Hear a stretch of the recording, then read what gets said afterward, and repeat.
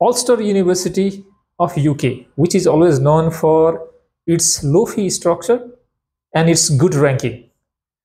Times University Guide अनुसार 45th ranking Ulster University को रहेको छ. Wow. So Ulster University ले यस मिड इन्टेकको लागि अन्डर ग्रेजुएटमा एउटा मात्रै कोर्स यानी बीएससी अनर्स कम्प्युटिङ सिस्टमको लागि एप्लिकेसन ओपन गराएको छ. यसको फी पनि एकदमै रिजनेबल रहेको छ. 15% स्कलरशिप पछाडि यसको फिस भनेको जम्मा 10,700 पाउन्ड, जुन फी जनरली यूके को युनिभर्सिटीहरुमा यो कोर्सको लागि पाउन चाहिँ मुस्किलै छ.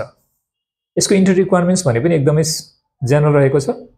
तपाईको प्लस 2 मा 2.8 जीपीए हुनु पर्यो. कम्प्युटिङ सिस्टम भनेपछि डेफिनेटली म्याथ्सको कुरा आउँछ. सो तपाईको इभन 10 को म्याथ्समा चाहिँ सी प्लस को ग्रेड हुनुपर्छ.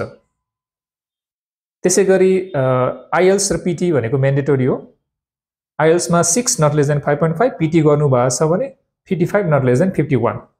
ग्यापै कुरा गरिरहँदाखेरि 2018 या त्यसपछिको पास आउट हुनुहुन्छ भने मज्जाले एक्सेप्टेड हुन्छ. यानी 6 इयर्ससम्मको ग्याप पनि एक्सेप्टेड छ.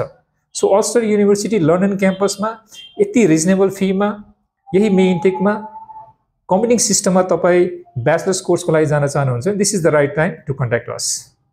So please do visit our office, Edumark Private Limited, and proceed your application in time for Ulster University London campus in BSc Honours Computing System.